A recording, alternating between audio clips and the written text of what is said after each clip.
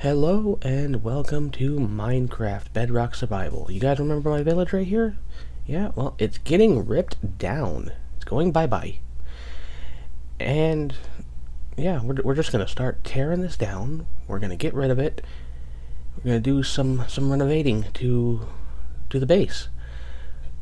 So, in the meantime, while that's happening, I have put together a little montage of the village just dying, so enjoy.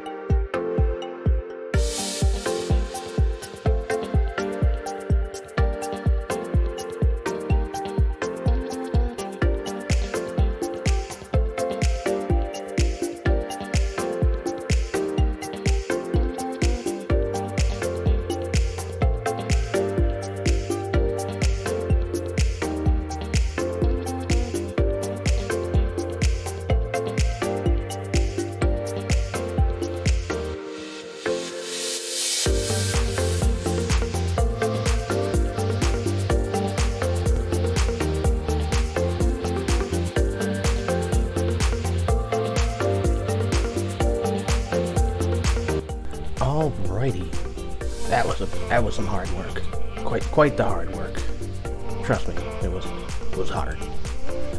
So now that the village is gone, it's time to work on the build today.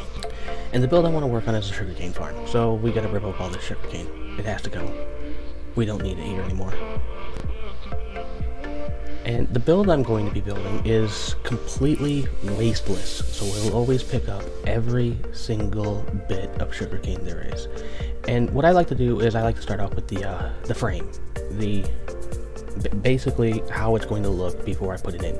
Once you've got your frame built up, you got your stairs, you got your growing block of choice, whether it be sand, coarse dirt, normal dirt, yeah. You want to dig down at least one block underneath your staircase here. You're going to waterlog the staircases later, but you need to put in your minecart system. So to put in your minecart system, you need to be at least one block down. And once you've got that all dug out, then it's time to actually put the minecart system in. I like to be a little cheaty with my my power rails. If I can use one torch for multiple rails, I will. And that is precisely what I'm going to do. So one torch, two rails, and then a corner. And we'll do this on all four corners. That way the minecart will never stop. It'll go around and around and around and around, and it will never stop. Which is really good because I don't want to come in here and try to fix it. Like that would be bad. Once you've got where you want your power rails at, it's time to actually start placing your rails. Now right here I considered for a moment putting in like a booster type of thing with the power rails, but I decided I didn't need it. So once you got your rails in, it's time to add the collection system. I'm going to do a double chest deal. I know that sounded weird, I swear I can talk. 2 double chests, that way I have as much storage as possible, which means I will need 2 hoppers. And the hoppers are pretty easy to put in. You just crouch and place the hoppers behind the chests while aiming at the chests, and bam, they're in. Once you've got your hoppers in, you need to test to make sure they're attached correctly. So I throw a torch in there, and then I double check, and it's all good. Once you know they work, throw in your minecart with a hopper in it, and watch it go round and round for a minute. Make sure that's working. And once you figured out that it is, it's time to add in the block that your sugarcane is going to be sitting on. I wanted to use sand. And the cool thing about gravity blocks is if there is a rail system under them, they won't fall down. So that's really, really useful. So now I'll put all the sand blocks in and waterlog the stairs. Now you gotta do each individual stair. You can't just, do every other one. It does not work that way. So yeah, once you've got your stairs waterlogged, it's time to use some building blocks. I like spruce planks. I think they look good, so I'll do a row of planks all the way around on top of the staircases. And once I have all the planks in, then it's time to do the pistons, which will harvest the sugarcane. Now you can make this as big as you want. You can make it as small as you want. It can be 2 wide, 20 long. It can be, a square like this. Either way, you're gonna need pistons, and it's infinitely expandable. If you're doing a square, you'll notice at the corners you won't be able to harvest them. Right here, I decided I want to redesign a little bit, and not too much of a redesign, but at least a little bit of a redesign. I decided that this was just too big for me right now, so I condensed it down into a much smaller thing. It's basically just 2 rows of pistons with the sugarcane.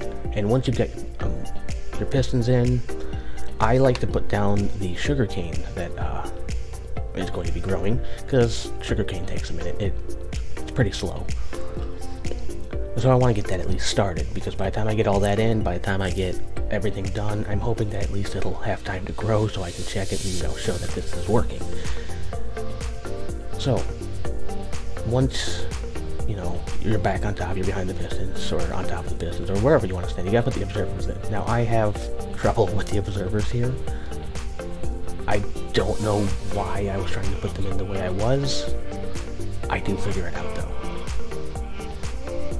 But I could not get the pistons to look the correct way. You want the pistons looking out at the sugarcane. That way, as the sugarcane grows and it gets to 3 high, the observers can see it, and it'll trigger the pistons. And my observer troubles still to this day plague me. So you get your observers in, you put down some building blocks in the middle, and then the wiring for this is really easy. All you need is a little bit of redstone. You put the redstone dust in between, and that's it. That's all you need. The sugarcane will grow, the observers will see it, it'll trigger the pistons, it'll harvest the sugarcane, and then the minecart down below will pick it up and drop it into your chests. So now, all I need to do now, because it's basically done, is just to pretty it up. And what I'm going to do is put glass around it, that way I can, see everything. And down here, I threw some stuff in there, or while I was building, stuff fell.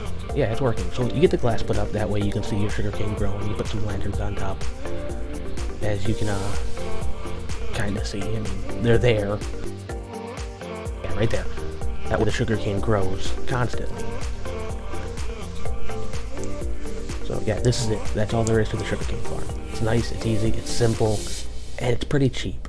Depending on how many rows of sugarcane you want to do, that depends on how expensive it gets. For me, 2 rows is enough. I don't use a lot of sugarcane in what I do. I have more than enough, so just something that I can come back to and check every once in a while, get a little bit more sugarcane to make some more paper or sugar, or whatever I may need. This is enough. And as you can see, there's my help that was helping me destroy the village earlier. So yeah, that's the farm completely built. Now, instead of just AFKing for an hour or whatever, I decided to go work on the bee farm.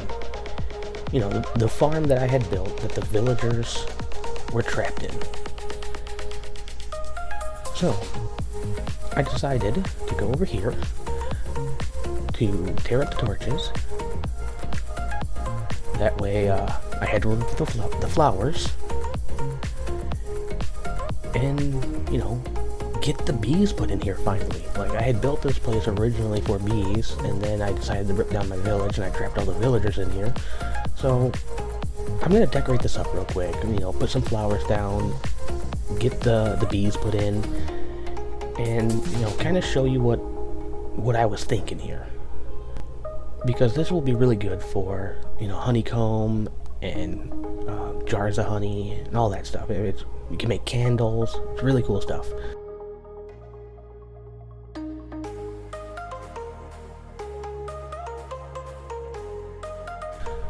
So right here, I've got the last couple of flowers being placed in.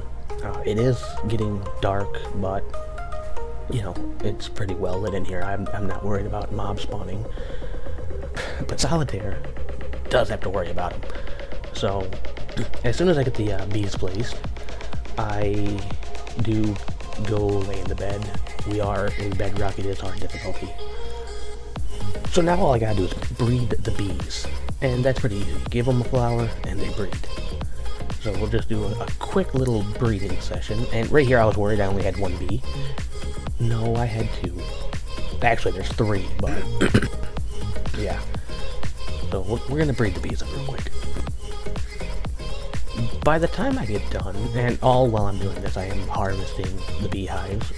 You know, thus the fire going through the bottom of them. That way they're smoked out and they don't sting me, and I can get all the honeycomb and honey I want.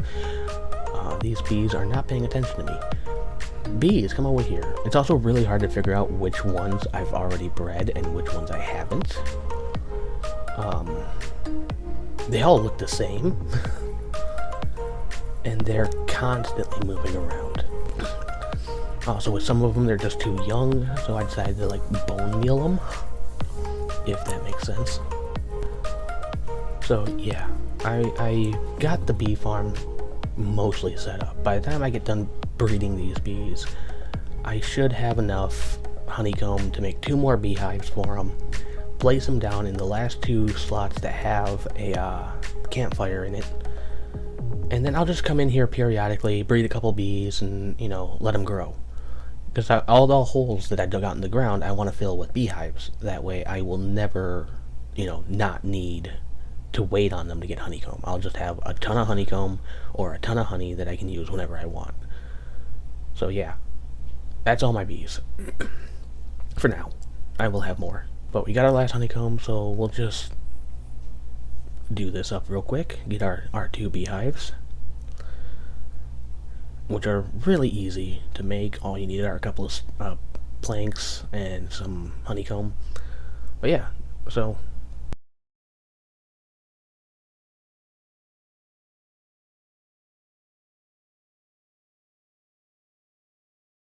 there's the bee farm. And while we are doing all that, the sugarcane farm's been running this entire time, and as you can see, you know, it hasn't been on that long. It hasn't been doing that much. But there was at least a stack of sugarcane. You know, 33 and 33, that's 66. So we got a stack and a little bit more. Like today's build, like, subscribe. If you want, you can follow me on Twitter. There's a link on the page. Leave a comment down below for what kind of build you guys want to see next. And thank you very much for watching, and goodbye.